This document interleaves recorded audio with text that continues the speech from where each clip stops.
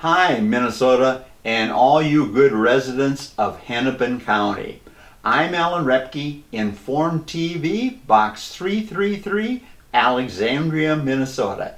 Today I'm going to give you some information on Target Field, how it's being paid for, and some alternatives to what can and should happen.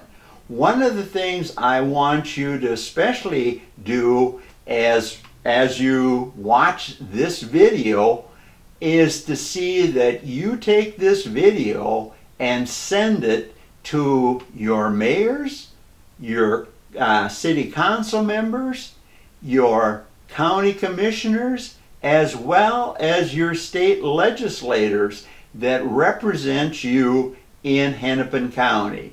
And what I'm getting at, you need to come up to speed, as well as your leaders, of how Target Field is paid for.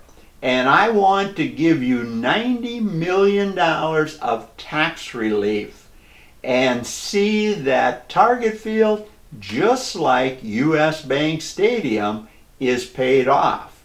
And I want to talk to you and show you how we are in position now to take charitable gambling taxes that are incredible high rate to pay off your remaining $90 million obligation to Target Field and get those bonds paid off. And in the process, I'm going to show you the April meeting of the Minnesota Ballpark Authority from the very beginning to the very end. And I want you to listen extremely close. And this was the April meeting at the start of the season. Now, you folks have all heard about this great big monitor and other things that have been put in there that cost in the neighborhood of about $27 million. A couple paper reports, 29.5. But if you listen to this meeting, you'll find out they did a little cheaper than that. But what you're also going to find out from me and the numbers is the fact that the money, this taxpayer money of this 0.15%, paid for about half of those additions to Target Field in downtown Minneapolis.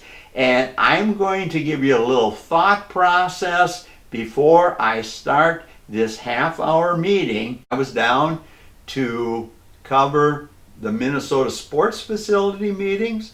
I had a nice meal at the Farmer's Kitchen right down in the Mill District along the river there, and spent there and parking and other things probably $100.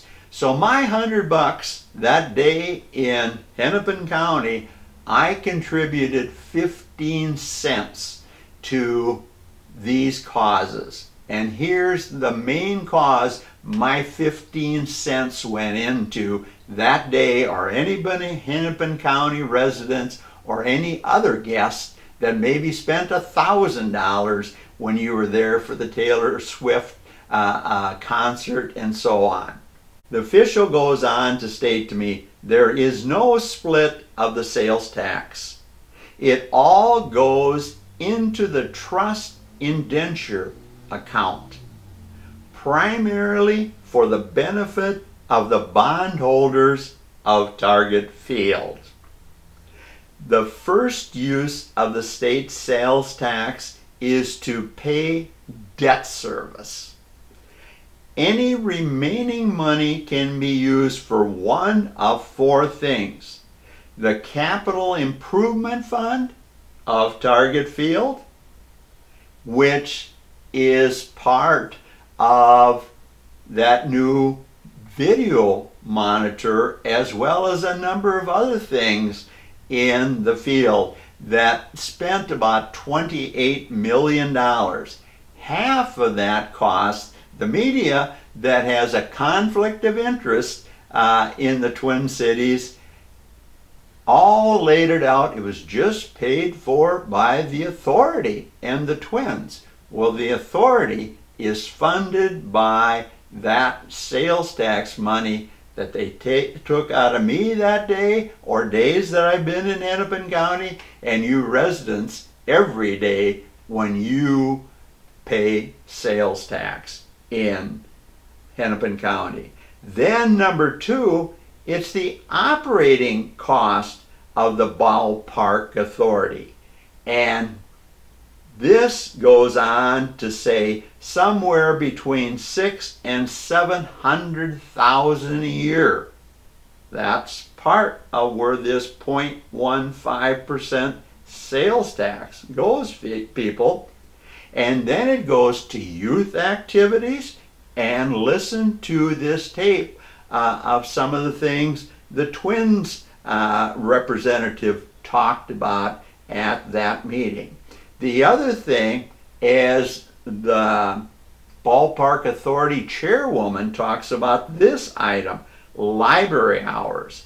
Under the current law, we have no other authorized uses. So listen close to this tape and think about what I just told you. And then it goes on to say, the Capital Improvement Fund is for improvements to the ballpark. Both the Twins and the county contribute to it.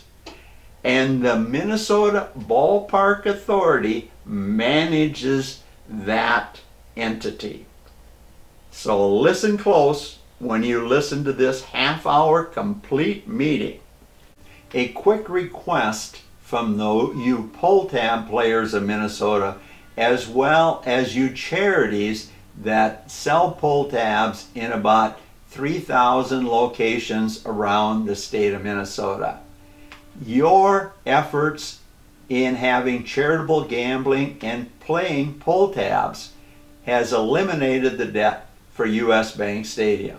What I'm proposing is we continue to use charitable gambling taxation to pay off Target Field, just like we did with US Bank Stadium, as well as pay off the bonds from CHS Field where the Saints play, because they're tapping about $2.75 million you're out of the general fund in the first place. So let's use gambling money to get that paid off in fiscal 24.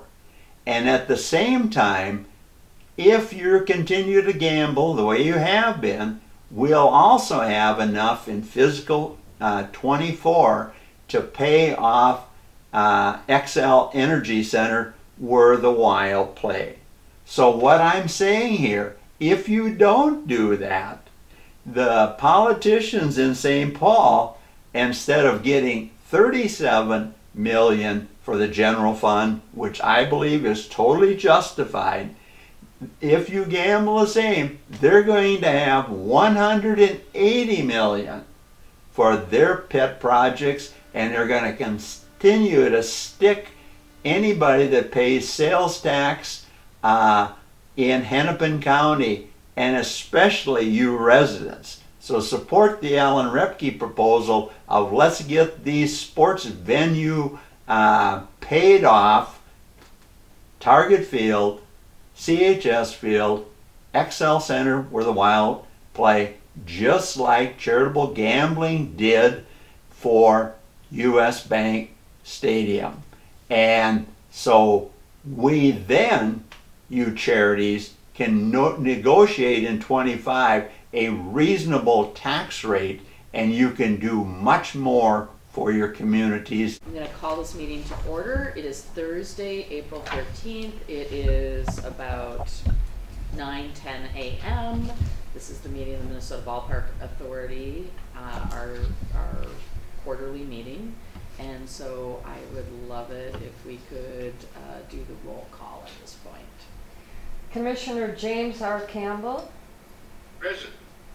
Commissioner Tony Sine. Present. Commissioner David Ibarra. Present. And Chair Margaret Anderson Kelleher. Present. Next we have the adoption of the agenda for someone who's reviewed the agenda. I don't think we have any additions to the agenda today or deletions. Would someone move the agenda? Second. Okay. Tony, then Dave. All right. All those in favor, please say aye. And Madam Chair, because we have our Oh, we're just we need gonna to do a roll call. Sorry, we're gonna roll call this, each one. Okay. Commissioner James R. Campbell, Aye. Commissioner Tony Sinay, Aye. Commissioner David Ibera, Aye. and Chair Margaret Anderson Kelleher. Aye. The agenda is adopted for today. We have approval of the minutes, and there was one change to the minutes that we're approving, and that has to do with the notification of Commissioner Campbell's reason for being remote. I think that is the best way to do that. So, has someone reviewed the updated minutes? Commissioner Campbell, So moved. second. Second. All right, and again, we will roll call this. Commissioner James R. Campbell, Aye. Commissioner Tony Sinay, Aye. Commissioner David Ibera, Aye. and Chair Margaret Anderson Kelleher. Aye, the minutes as amended are approved. Okay. We have public comment period, and I understand we actually have someone who'd like to sit down and make a few comments, so that would be great if you sit down. We have a 2 to 3 minutes for public comment, and if you'd like to sit at the head of the table and introduce yourself. Thank you, Madam Chairman. I'll put my camera to see Yeah? if I can get myself my few Absolutely. comments. I think.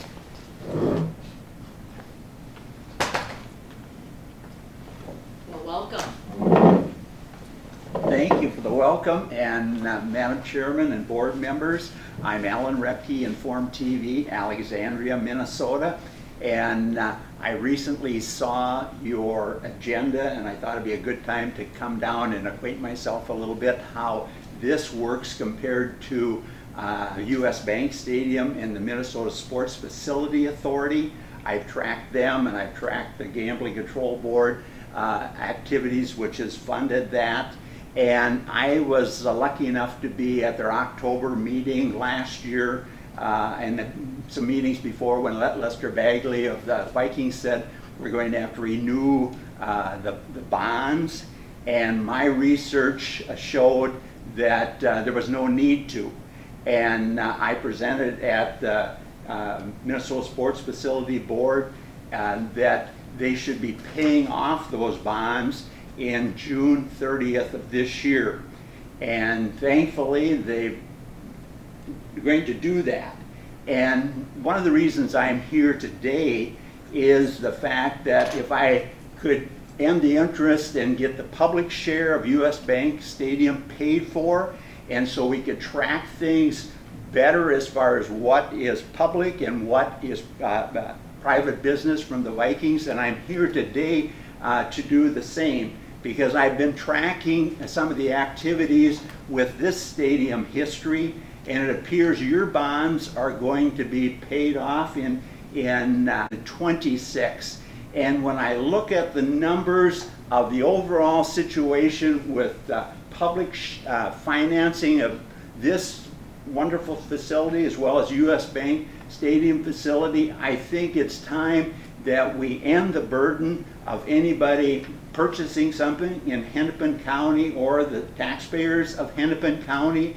And once the state pays off U.S. Bank Stadium bonds, there's really no need for that money starting on July 1st. So I'm here to tell you and the people of Minnesota, as well, especially the people of Hennepin County, I think when the legislative session's still in play, that the December bond payment should come out of charitable gambling funds, the taxation that the state has been doing there. And those dollars going forward will be collecting enough money that the roughly 90 million in bonds could be paid off in early 2024. And I think that is something both this board authority as well as U.S. Bank authority should be telling our elected officials. There's no reason to have public debt on Target Field or US Bank Stadium. And that's why I'm here for. I was successful in getting it done for US Bank Stadium, and I hope for the sake of Hennepin County taxpayers or anybody that spends money that's taxed by sales tax at 0.15%, that ends on July 1st. And any additional public obligations for the bonds here comes out of charitable gambling money. Well, thank you, Mr. Is it Repke. Thank you, Mr. Repke, for coming. Just a couple points of information about the situation here. It's actually the Hennepin County Board who is the financial, our fiscal agent in this case. Yes, I understand And that. so you would need to go talk to them about early bond payoff. We don't have the exclusive authority to do that. We have paid bonds early in this organization. That's why we're going to be paid off in 2026 versus the original term of the bonds.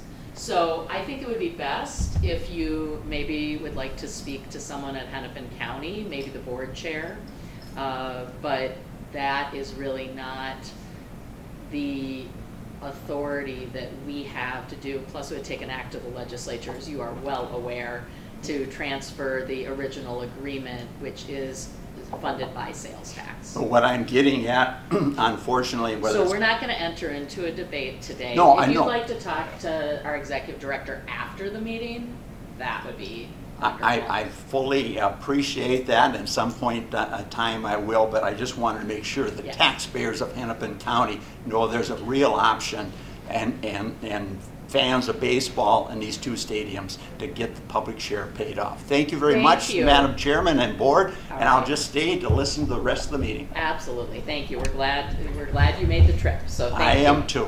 All right, well, very good. So on the chair report, we did have our annual meeting, the executive director and I did, with the team to look at the audited financials. That is something that is not a public document, but we do review it to make sure that the team is in sound standing and to make sure that everything looks really good in terms of our relationship as the owner of the stadium and the Twins as our lessee. So I would say that, there's been some challenges in the last couple of years, mainly COVID, and that we are on a rebound out of that, a pretty good rebound. I'm sure we're going to hear about that from Mr. Hoy, that many people are returning to see baseball in person, and that is one of the biggest drivers of being able to see a turnaround in especially the attendance numbers and folks coming to the stadium. So we've reviewed this many times and nothing unusual. So that's my report, Executive Director.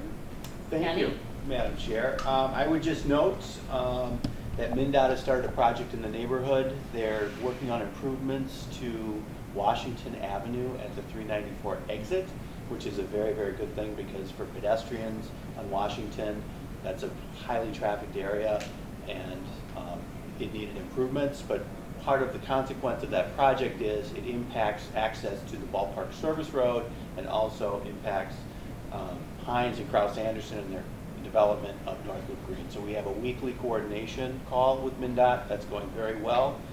Teams access, visiting team access, buses, that's all happening as it should. Charter buses are getting in.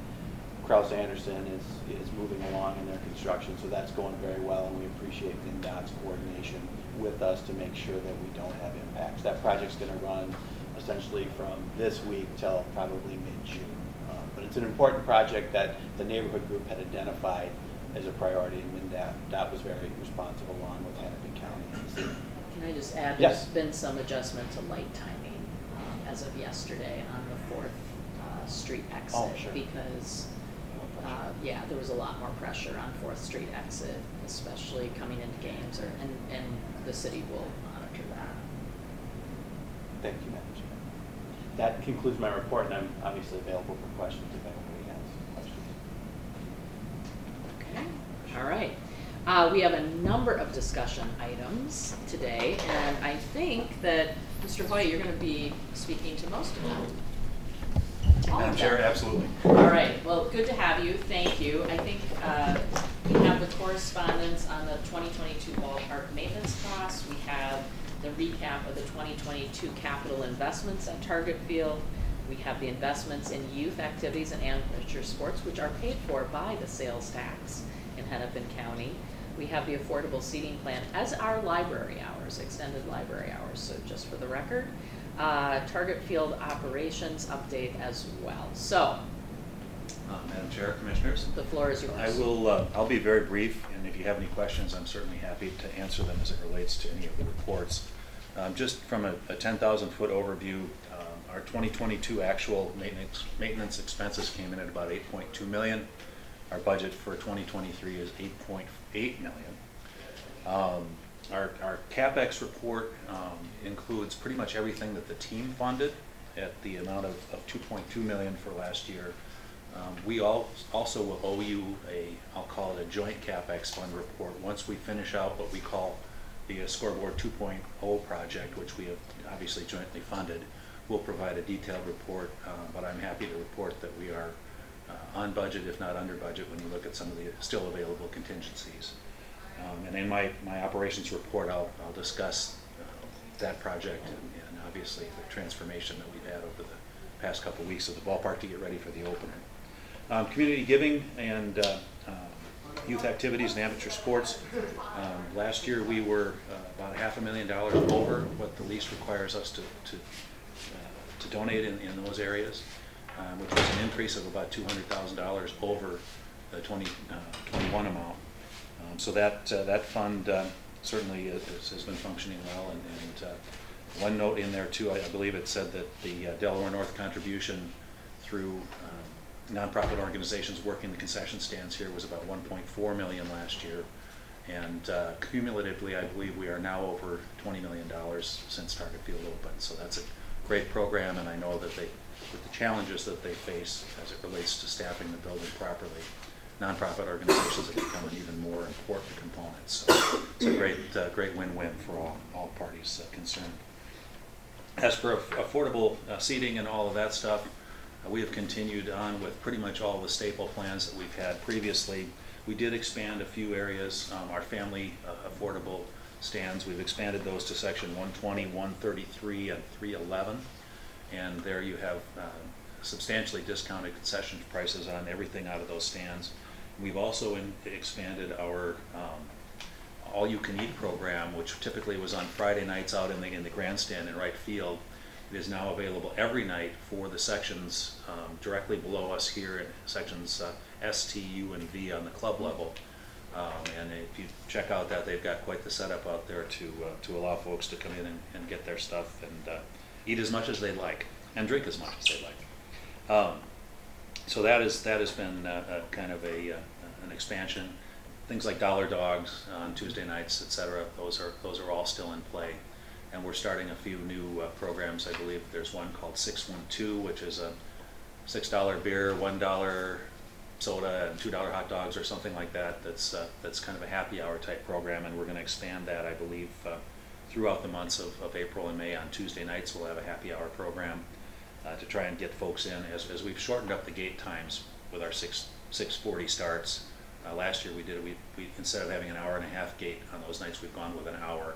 So this is an enticement, I guess, to get folks to come on into the ballpark a little early and enjoy their experience here at Target Field. So that's kind of a brief overview. I'd be happy to take any questions on. Could you talk briefly about the monthly pass in terms of? Absolutely. Basically, the way that works is it's $49, and you come in and you get a ballpark access ticket, i.e. standing room, for every game that month, and that is available every month through the course of a year now. It's very popular with the youngsters, I've noticed. The youngsters? The youngsters. I'm old. Mr. Kenny, does that mean anyone under 40 pretty much for us now? Yes, it does. Okay, Yes. great, awesome.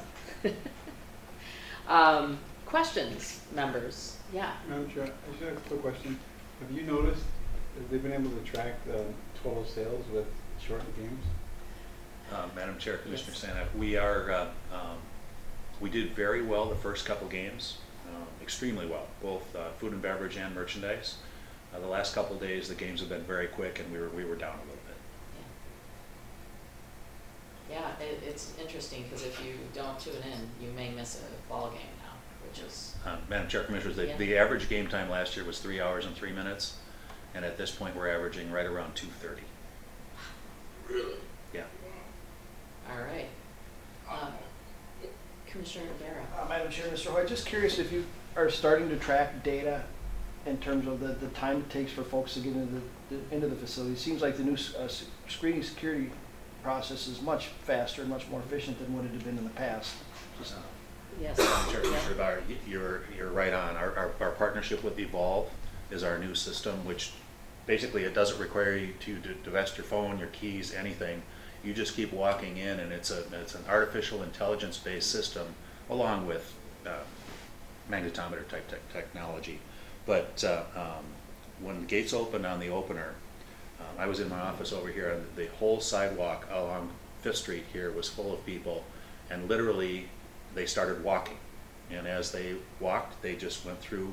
We had about an 8% hit rate, meaning 8% of the people that came in were pulled aside because the system generated something that needed to be checked.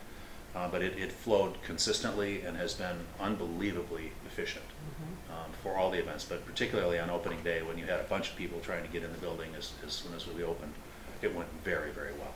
It seems to me like a great enhancement to the game day experience, so I Yeah. think it's a great opportunity, great effort, so thank you. All right. Other questions? I don't know if Commissioner Campbell has anything, or if he's okay with the, No. you're good? I'm fine, thank you. All right, thank you. All right, and then the operations update. Mr. All right, Hoy. I will be somewhat brief with that as well. We have essentially completed the Scoreboard 2.0 project. We had 2 cranes on the field virtually all winter, and consequently we had to replace about 35,000 square feet of turf, which was completed a little later than we had planned due to the couple of storms that hit here and out at where the grass farm is. But that's all completed, and we're in good shape there. The scoreboard system itself, we still have a few kinks and bugs that we're working out, but progress has been made. Frankly, every day it's gotten much smoother. It's an incredible audio-visual experience for anybody in the stands here, and we're feeling really, really good about some of the new the video boards themselves. The celebration sign in center field looks beautiful, and then the new ball on the right field tower is also a fantastic addition. And as I stated earlier, once we complete the project and we close it out with Mortensen, we'll provide a more detailed CapEx, joint CapEx report to you all. Through the first 6 games, we had about approximately 125,000 come and enjoy a game here at Target Field. The opener was a sellout, which was fantastic, and the weather could not have been better. We did delay one day based on the forecast, and it was interesting to note that ticket sales for Thursday, the opener, had really just died off. And as soon as we switched it to Friday, sales, it was like somebody turned on a faucet and sales began again for the opener. So what that tells me, as someone who's been here monitoring the weather a lot over the 14 years we've been here, everybody is aware of approaching weather and forecasts and has their own meteorologist in their pocket, and that materially impacts people's decisions to come out here to the ballpark. So the great weather we've had, I think, was very positive for us. All in all, the building came through the winter very, very well. We certainly had a lot of snow and ice, but I'm happy to report that most of the mechanical systems came through pretty much unscathed, and our maintenance crew and our grounds crew did an incredible job removing snow. We also had some help from our friends at the city in clearing the curb cutout area along 7th Street, as we had mountains of snow there that was kind of refusing to melt. But all in all, our crews just did an incredible job to get us ready for the opener, and we're in mid-season form here, 6 games in, so we're feeling pretty good. And on top of all that, the team is actually playing very well. So That's good. that is a great thing in itself. So I'd be happy to take any questions there as well. No question, just a comment, you know, here on opening day and, you know, just how vibrant the lights are on the new scoreboard and all the lighting around the facility. Just, you can notice it. Look forward to getting here for a night game and see how it really stands out and really lights up the place. So it looks like a really great project for the park. So appreciate having been able to be a part of that. Commissioner Rivera, with the longer sunlight and the shorter games, we may have to wait a while to see total darkness. It's going to be quite different, I think, in terms of these game times. So, well, thank you for the update. Appreciate your willingness to be here. So, thanks very much. Happy to be here. Ms. Juno, our finance coordinator for the Ballpark Authority, would you please come up and give us the update? Yes. Thank you, Madam Chair and Commissioners. Happy summer. Thank you. It'll be winter again on Saturday, Yeah, so. don't put your boots away yet. No, I'm just kidding. That must be what we love about Minnesota, right? In your packet materials include a 2022 financial summary report. These include also partial financial statements for the annual financial report. Most significantly, we are seeing a decrease of 7.6 million in the total fund balances for all funds. This is directly related to the video board and control room project, of course, which is wonderful, by the way. I too was at the opening day, and it was incredible. Everybody talked about it, so it was pretty neat.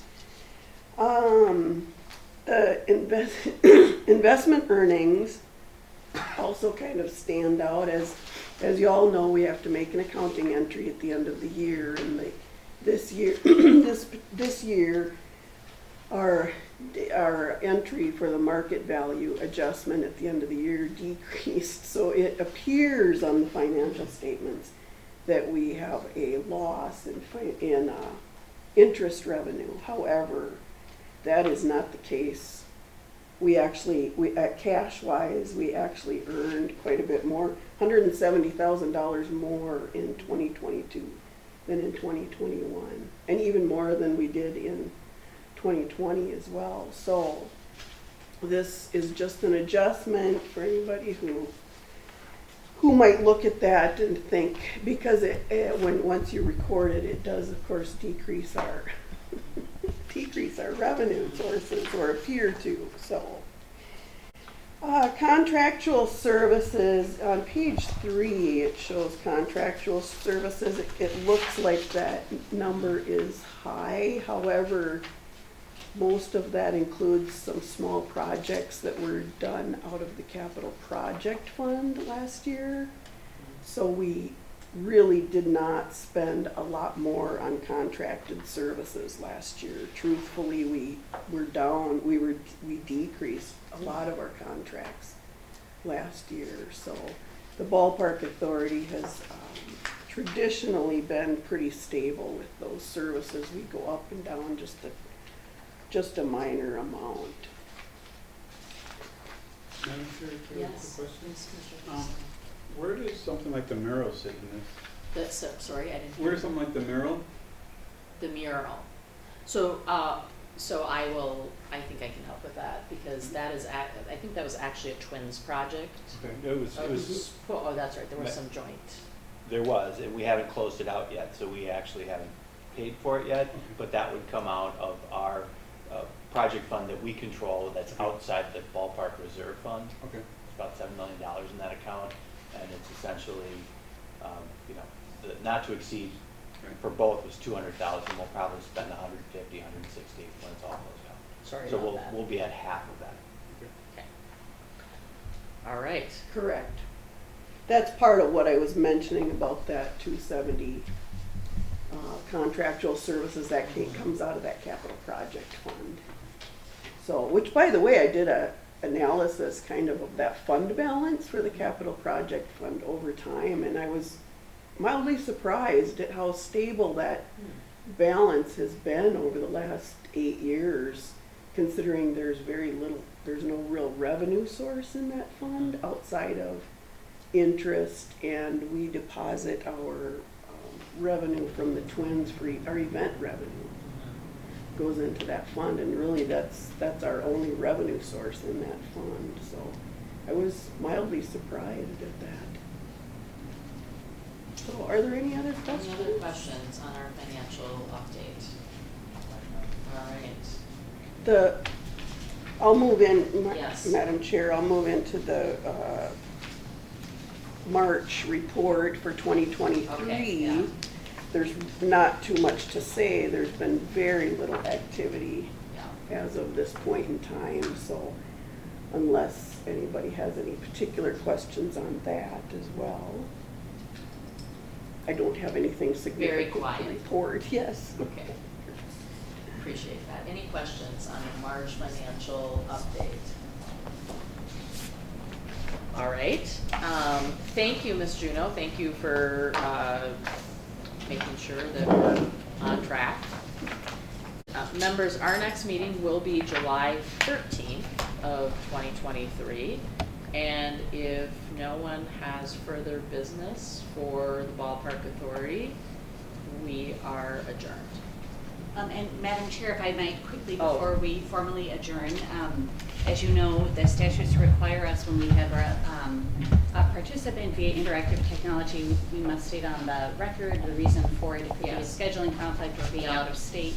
And so Commissioner Campbell, maybe this would be a good time to provide that reason, and then we'll be sure it's in the next minutes. Great. I'm out of the state of Minnesota and will be returning next week. All right. Thank you. Thank you very much. Thank you, Commissioner. All right, we are adjourned. Thanks, everybody. Take care, everybody. Thanks, Matt. Thank you. Nice publicity, I read about you. Thank you. False. All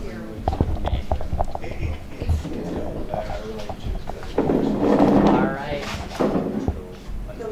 Thank you, Madam Chairman. Yeah, absolutely. You want to say anything No, on the camera? I don't really want to. Oh, That's okay.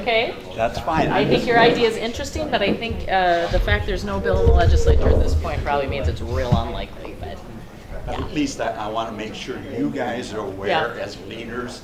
And so when you talk to the Yeah. commissioners and the governor, the legislators, you guys are aware Yes. that there is a real solid financial way to eliminate the 0.15% tax. Thank you. All right. Thank you. Well, I'll give you a quick look at the field. They're working on the field this morning about 20 to 10. Gorgeous facility. I've never been here before, like many of you probably, but and enjoyed the meeting. Well, you got to see a complete meeting. Here's some things I want you to think about now after seeing that meeting. I think it's essential that we understand that the stadium original cost was about $555 million. The citizens of Hennepin County were responsible for about $350 million, and roughly, give or take, the Twins the remaining amount. So when we look at the cost of that stadium and how it's being paid for, we have to remember when it comes to the Twins, they should have been able to deduct their costs. And Chairman Margaret Anderson Keller talked about her and Dan Kenny that they saw the financials.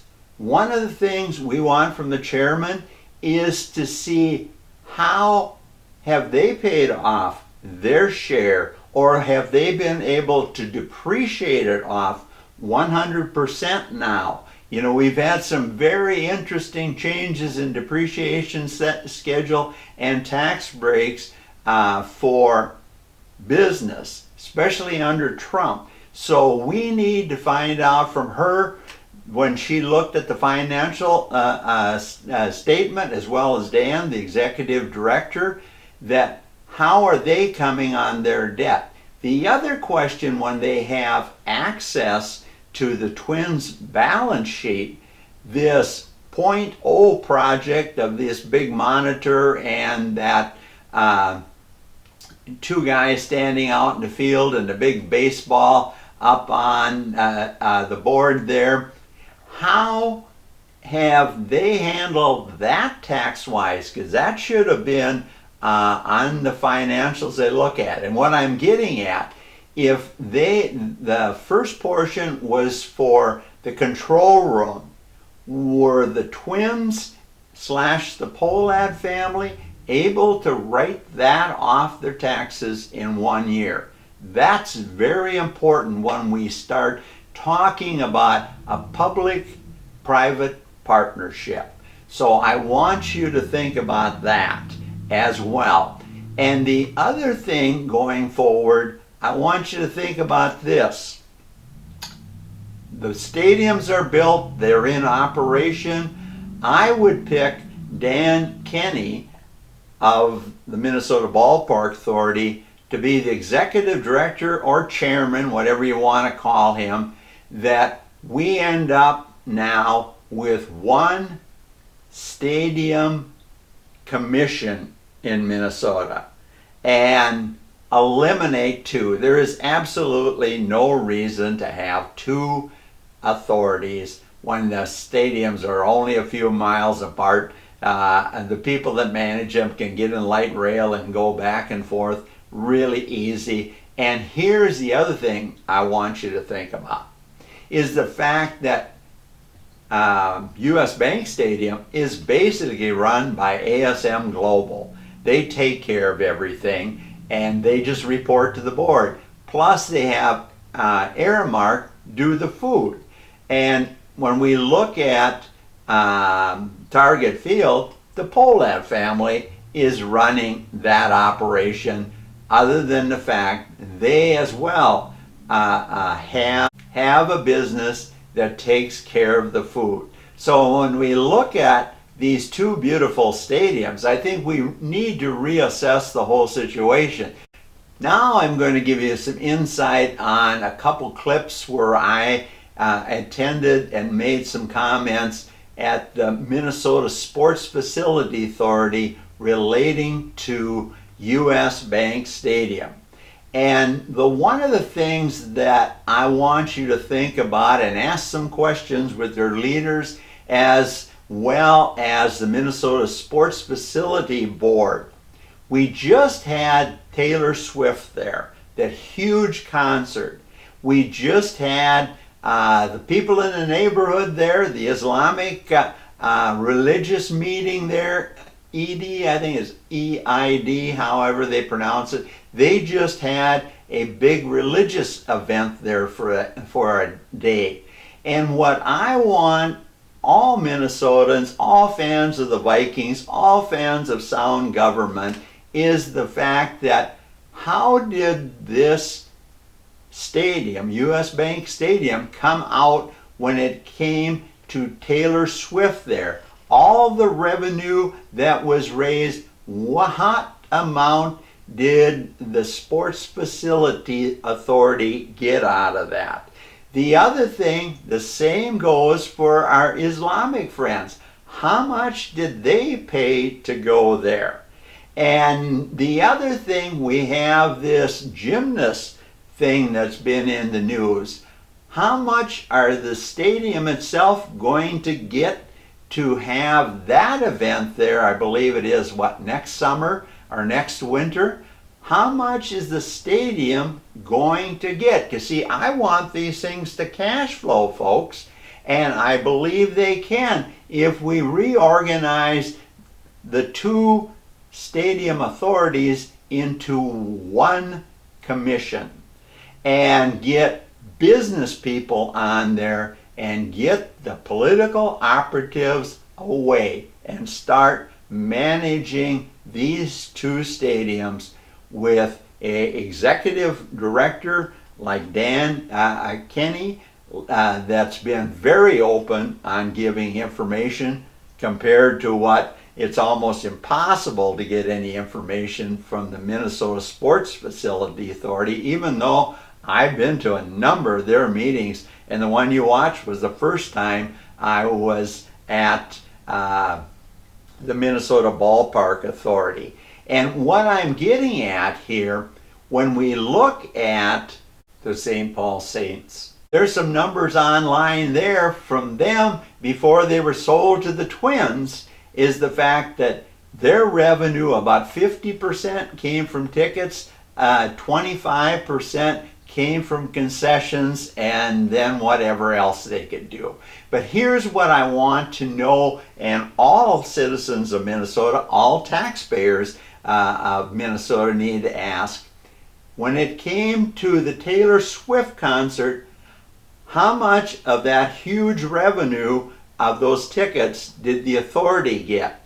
How much did all those people crowded in to hear this concert, how much did they spend on food and drink? And then the same thing goes for Islamic friends. How much did they pay to rent that facility, and how much did they guarantee that they would spend on food and drink as well? And this is what we have to look at as a business venture on these two stadiums now that the debt is paid. People, every business, every farm always are looking for, if we can get our main asset paid for, life is downhill because you don't have the burden of your main facility or main piece of equipment. We're in that position now with US Bank Stadium. So we need to ask them hard questions. Are we just offering that to these performers and so on to just come in and make a ton of money and leave town with most of the money? I'm a progressive conservative, the only one in Minnesota. And that means I want to see things happen for the whole spectrum of our economy, but we do it in sound business practice. We see that the books balance. As a state entity or a government entity or government building, we may not have to make a profit, but we sure as heck have to see that the expenses are covered.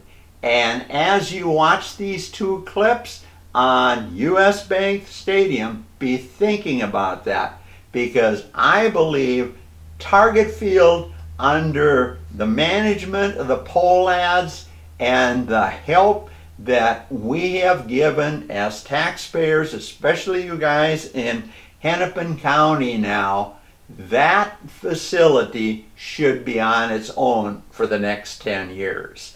And the Polad family can handle it. I don't think the taxpayers with inflation need to worry about throwing more money into that stadium.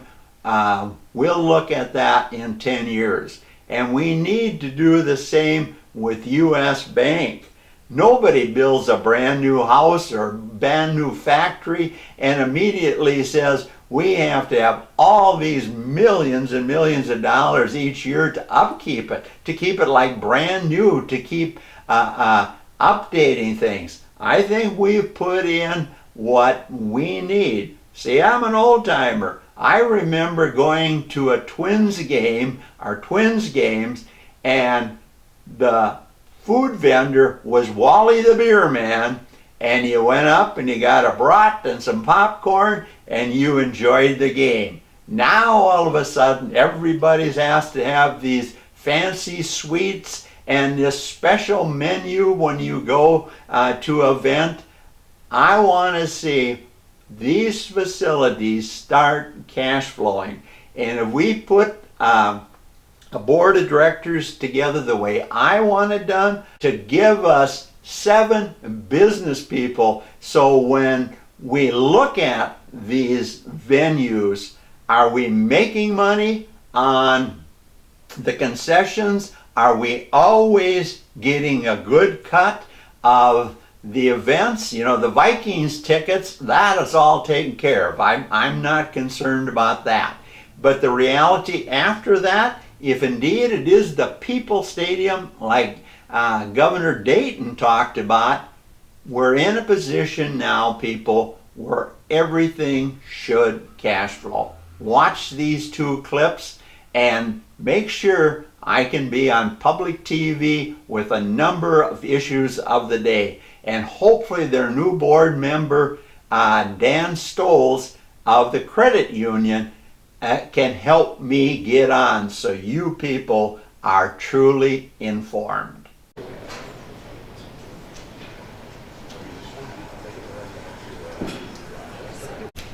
Let the record reflect that a quorum is present, and welcome to the Minnesota Sports Facilities Authority Board meeting of October 26th, 2002, and call the meeting to order at 8:01 a.m.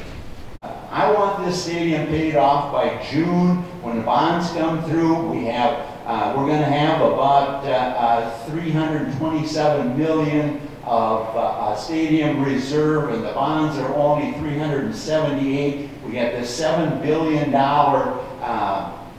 surplus that the public share of this facility is paid for no later than June 30th of 2023.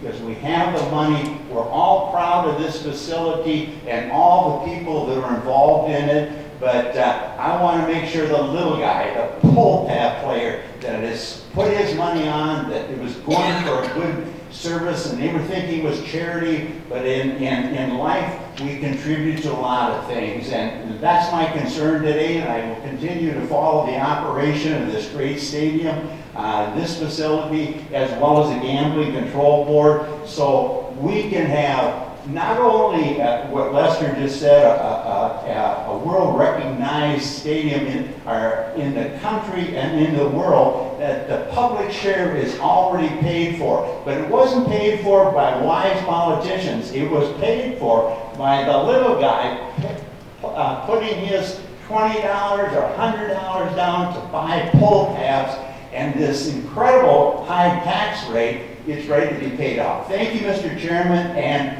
board. It was my pleasure to be here again, and thank you very much. Inform TV, we're here at U.S. Bank Stadium today, this 26th day of May 2023 for their board meeting, and we'll just give you a little idea of what kind of crowd comes to these events.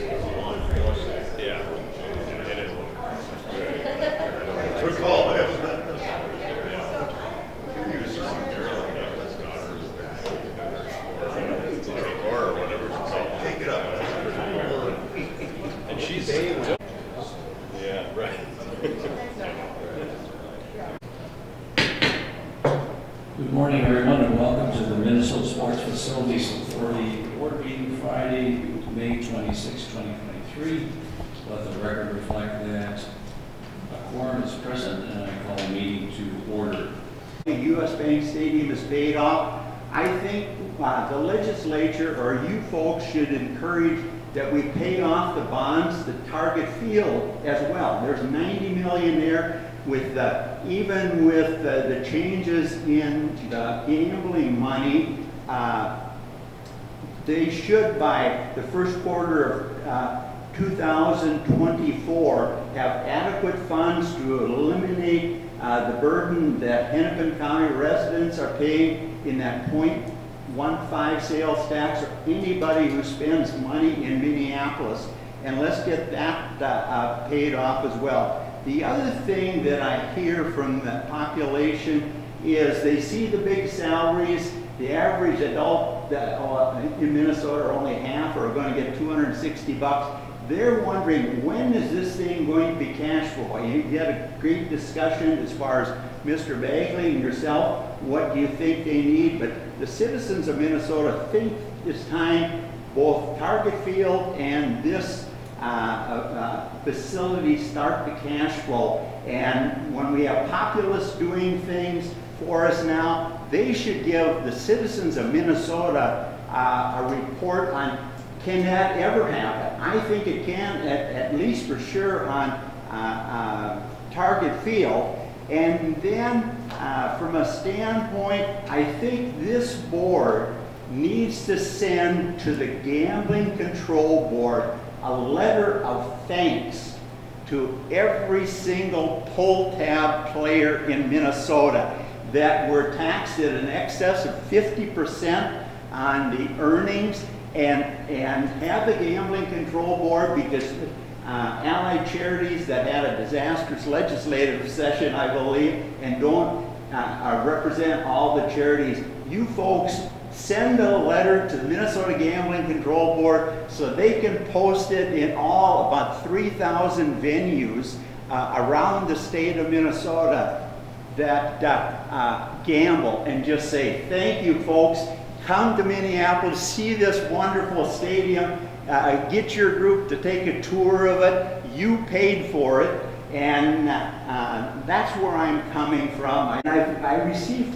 comments from people, okay, Alan, we tell the state now is going to pay off the stadium as you recommended. We would like to see how our friends, the Vikings, how they are proceeding on paying off their share of this great facility. I've had that from a number of people, and maybe Mr. Bagley can report on that next meeting. Well, I want to thank you all for listening to this report, and at the same time, I want you to go to Twins events. They have the Twins Fest coming up, as well as some good deals they just talked about on food and beverage and ticket prices. So get in there and use it. The same goes for US Bank Stadium.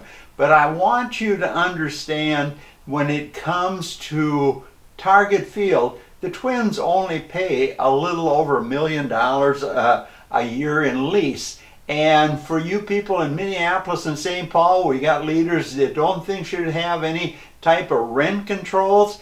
You ask for the same rent situation the Polad family gets / Twins get on Target Field.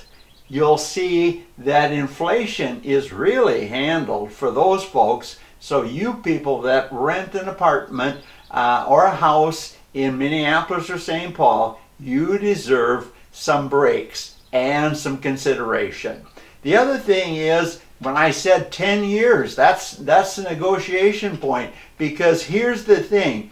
The Twins have to pay for security, they have to pay for insurance and all this of the business expense and normal upkeep. So it's not, if we don't do anything there for 5 or 10 years, people, the Twins, who get the bulk of the money, have the money to keep that thing up. And the authorities should be pushing more to see that they're doing more, because this value of these teams and stadiums have went up immensely in value now. They look at the Twins' value now at $1.4 billion.